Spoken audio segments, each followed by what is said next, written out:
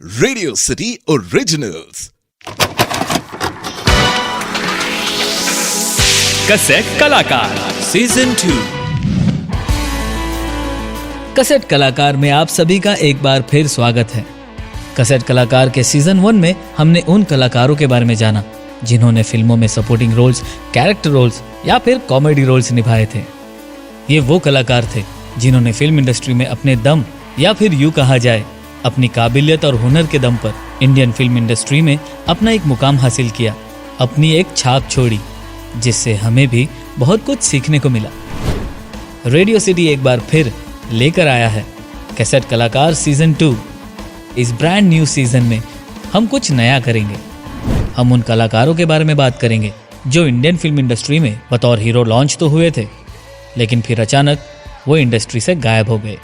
और ऐसे ही हमारे इस सीजन के पहले कलाकार हैं शरद कपूर। शरद कपूर वो कलाकार हैं जिन्होंने अपना डेब्यू सुष्मिता सेन के साथ किया था, जहां वे एक साइको लवर बने थे।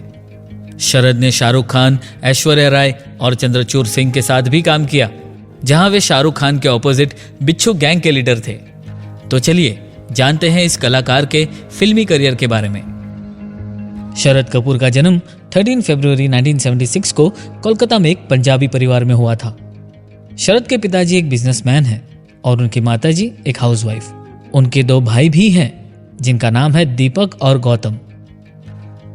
कहते हैं शरद को बचपन से ही फिल्मों में ज्यादा दिलचस्पी रही थी। उन्होंने अपनी पढ़ाई कोलकाता में ही कंप्लीट की थी, लेकिन कहते हैं कि वो अक्सर अपना स्कूल कॉलेज बंक करके फिल्में देखने जाया करते थे।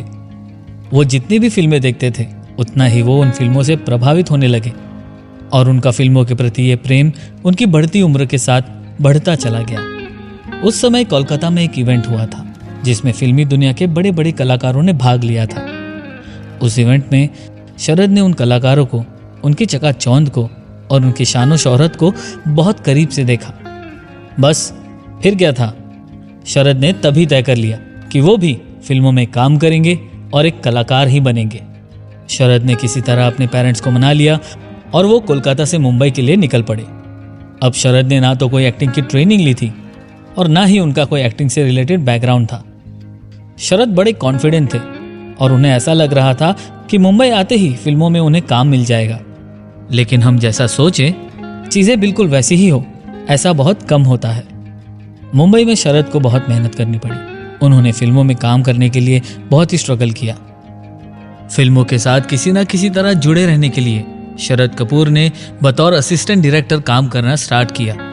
वो ये सोचते थे कि शायद उन्हें कोई सेट पर देखेगा और उन्हें कोई एक्टिंग का रोल ऑफर करेगा, लेकिन अफसोस फिल्मों में एज एन असिस्टेंट डायरेक्टर काम करने के बावजूद भी उन्हें किसी ने भी एक्टिंग का रोल ऑफर नहीं किया। इससे शरद बहुत डीमोटिवेट हो गए और फिर वे वापस मुंबई से कोलकाता लौट गए। लेकिन कोलकाता लौटने के बाद भी उनके दिल और दिमाग में सिर्फ एक्टिंग का ही भूत सवार था। वो अपने फिल्मों में एक्टिंग करने के सपने को भुला नहीं पाए। शरद अपने दोस्तों से काफी करीब थे और ये सारी बातें वो अपने दोस्तों से शेयर किया करते थे। अब हर दोस्त अपने दोस्त को मोटिवेट करना चाहेगा और यहाँ भी कुछ वैसा ही हुआ। शरद को उनके दोस्तों ने मोटिवेट किया और उनसे कहा कि वो दोबारा मुंबई जाए और एक प्रॉपर वे से फिल्मों के लिए ट्राई करे। शरद को उनके दोस्तों ने सबसे पहले पोर्टफोलियो बनाने की एडवाइस दी। शरद ने अपना पोर्टफोलियो बनाया और एक बार फिर वो मुंबई आ गए। शरद अपना पोर्टफोलियो लेकर डायरेक्टर्स और प्रोड्यूसर्स को चेस करने लगे।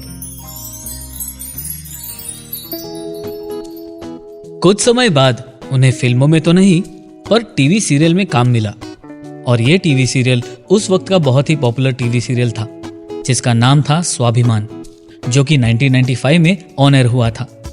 दर्शकों को शरद कपूर का ये रोल बहुत पसंद आया था। इस सीरियल के बाद शरद ने और भी टीवी सीरियल्स में काम किया, जैसे 1995 की आंखें और 1996 की चाहत और नफरत। लेकिन शरद खुश नहीं थे क्योंकि उनका सपना तो फिल्मों में हीरो बनने का था। लेकिन वो कहते हैं ना कि वक्त कब करवट बदल दे ये किसी को भी नहीं पता होता, इसीलिए इंसान को हमेशा मेहनत करनी चाहिए। शरद के साथ भी कुछ ऐसा ही हुआ था। एक बार प्रोड्यूसर और डायरेक्टर महेश भट्ट की नजर शरद पर पड़ी शरद उस वक्त एक स्टूडियो के बाहर खड़े थे और महेश भट्ट भी अपनी नई फिल्म की तैयारी कर रहे थे। महेश भट्ट को शरद कपूर की पर्सनैलिटी बहुत अच्छी लगी और उन्होंने अपनी आने वाली फिल्म में शरद को कास्ट भी कर लिया और उस फिल्म का नाम था दस्तक, जो कि 1996 में रिलीज हुई थी। इस फिल्म में शरद ने सुष्मिता के ऑपोजिट एक साइको लवर का कैरेक्टर पोर्ट्रे किया था। यह फिल्म पर्दे पर तो इतनी सक्सेसफुल नहीं रही, लेकिन दर्शकों ने शरद के लुक्स और उनके कैरेक्टर को खूब पसंद किया। इस फिल्म के बाद शरद ने कुछ और फिल्में साइन की, विश्वविधाता, आंखों में तुम हो और तमन्ना। इन फिल्मों के बाद शरद को और फिल्मों के ऑफर्स आने लगे और शरद ने अलग अलग जॉनर्स की 15 फिल्में साइन की। उनमें से कुछ फिल्में ये थी: इसकी टोपी उसके सर आंखों पर, त्रिशक्ति, कहानी किस्मत की। शरद की ये सारी फिल्में भी बॉक्स ऑफिस पर कुछ खास कमाल नहीं कर पाई और आगे चलकर ऐसा वक्त आया जहां शरद कपूर को फ्लॉप एक्टर्स की लिस्ट में काउंट किया जाने लगा और उन्हें फिल्मों में लीड रोल्स भी मिलना बंद हो गया और इसी वजह से शरद फिर सपोर्टिंग रोल्स और नेगेटिव रोल्स करने लगे। फिर आया सन 2000, अ न्यू मिलेनियम। ये वो साल था जब फेमस प्रोड्यूसर एंड डायरेक्टर एक फिल्म बनाने जा रहे थे। इस फिल्म में शाहरुख खान, ऐश्वर्या राय और चंद्रचूड़ सिंह को भी कास्ट किया गया था। डायरेक्टर मंसूर खान ने इस फिल्म में शरद को एक नए अंदाज में, एक नए शेड में इंट्रोड्यूस किया और ये फिल्म थी जोश, जो कि काफी पॉपुलर रही। ये फिल्म ऑडियंस को बहुत पसंद आई और बॉक्स ऑफिस पर ये हिट रही।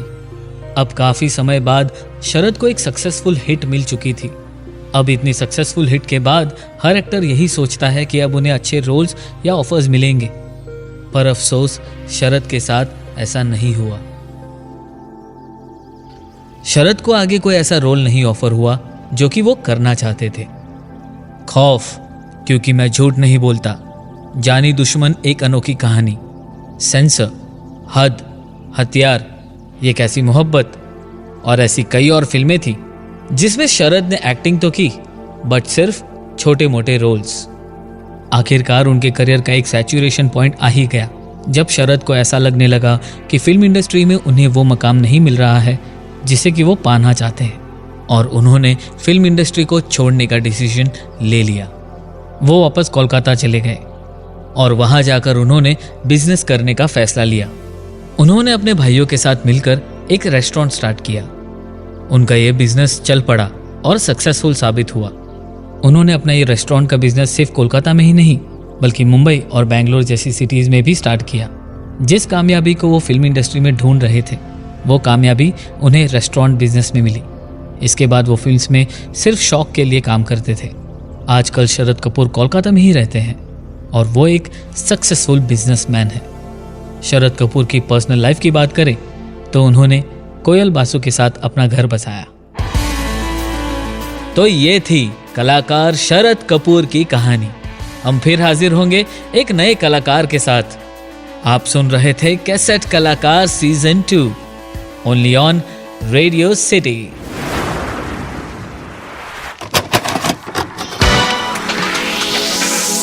कैसेट कलाकार सीजन 2